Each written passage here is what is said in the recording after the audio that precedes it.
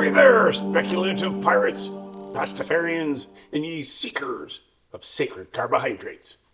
Welcome aboard.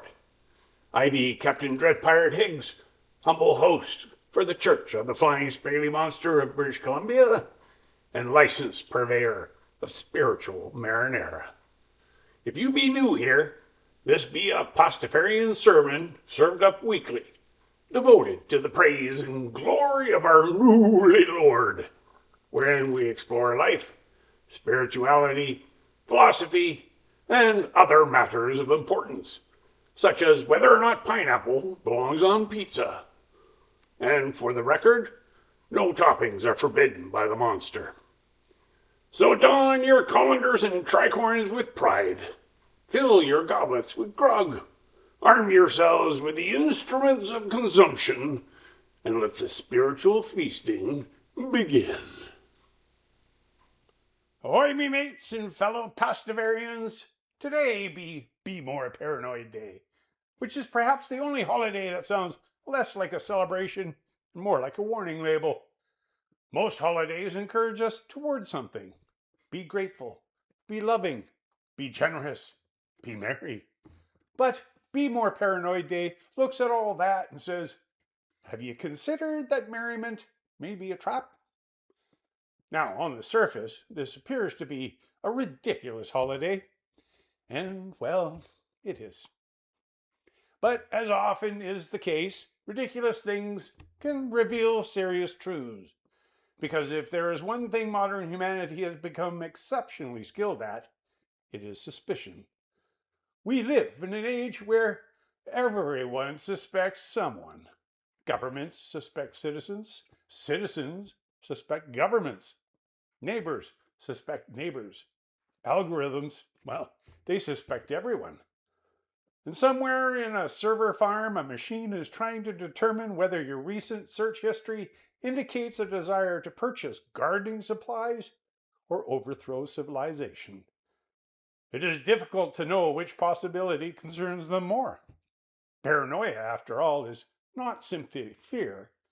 It is the feeling that hidden forces are at work, that something lurks behind the curtain, that there is a plan, a scheme, a secret, a puppet master pulling unseen strings, and, if we're being honest, human beings have always loved this idea because, well, uncertainty is uncomfortable. The unknown makes us nervous. A hidden conspiracy feels safer than randomness. A villain feels easier to understand than chaos. At least if someone is secretly controlling everything, there is someone to blame. But what if no one is steering the ship? What if half the people we imagine as masterminds are simply confused office workers trying to remember passwords? That possibility is often far more terrifying. The Church of the Flying Spaghetti Monster has long appreciated this peculiar human tendency. After all, our theology openly claims that the universe was touched by the noodly appendage, which sounds suspiciously like a conspiracy theory until one notices that we are mostly joking. Mostly. But beneath the humor lies a useful observation. Humans are pattern-seeking creatures. We look at random dots and see constellations. We hear static and find messages. We connect events separated by years and imagine a hidden design. Sometimes we discover genuine truths. Other times we discover that we have accidentally connected 3 unrelated facts using 6 assumptions and a YouTube video narrated by a man speaking from inside a pickup truck. Discernment, it turns out, is difficult. Yet there is another side to paranoia that receives less attention. Not the grand conspiracy, not the secret societies, not the shadow governments, the quieter paranoia, the personal kind. The fear that everyone is judging us, the fear that we don't belong, the suspicion that others have life figured out while we alone are struggling, the feeling that every mistake is being observed and recorded. Many people carry that burden every day. They walk into rooms believing everyone is watching. They speak cautiously. They hide parts of themselves. They assume rejection before acceptance. And sometimes they spend years fighting enemies that only exist inside their own imaginations. I suspect many of us know that feeling. The irony, of course, is that most people are far too busy worrying about themselves to spend much time worrying about us. The crowd we fear is usually occupied with its own fears. The judge we imagine often turns out to be another frightened traveler carrying their own insecurities. And yet, paranoia flourishes. Not because people are foolish, but because uncertainty hurts. When we don't know what others think, our minds fill the silence. And our minds are surprisingly talented fiction writers. Modern technology has not helped either. Every headline competes for attention. Every outrage demands immediate concern.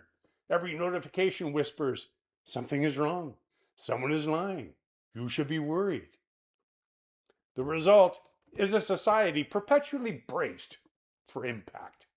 The civilization doom-scrolling its way through existence. Many people no longer consume information. Information consumes them. Now, don't misunderstand me. The Pastafarian path is not one of blind trust.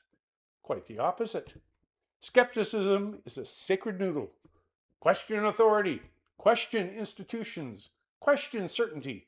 Question people who claim to possess all the answers, especially if they're trying to sell you something. But skepticism and paranoia are not the same thing. What skepticism asks, what evidence supports this? Paranoia asks, what if everything is secretly worse than I imagined? Skepticism remains curious. Paranoia becomes trapped. Skepticism seeks understanding. Paranoia seeks confirmation. One expands freedom, the other quietly shrinks it. The noodly one, in his infinite and occasionally bewildering wisdom, seems to offer a gentler path. Not certainty, not blind faith, not naive optimism. Just enough humility to admit that we do not know everything, and enough courage to keep going anyway. Perhaps maturity is learning that some fears are justified, some suspicions are warranted, and some monsters really do exist. But also recognizing that not every shadow contains a beast. Not every disagreement is a plot. Not every mistake is evidence of catastrophe. And not every stranger is an enemy. Sometimes the noise in the dark is a burglar. Sometimes it is a raccoon. And sometimes it is simply the house settling. The trick is learning the difference. So, on this Be More Paranoid Day, I offer a modest Pastafarian suggestion. Remain curious, remain skeptical, keep asking questions, but do not surrender your peace to imaginary enemies. Do not spend your life fighting ghosts, and do not mistake fear for wisdom, for the world already contains enough challenges without us inventing additional ones. So sail carefully, me hearties, trust cautiously, question thoughtfully, and remember, just because you're being watched by the flying spaghetti monster doesn't mean that the toaster is in on it. Ramen.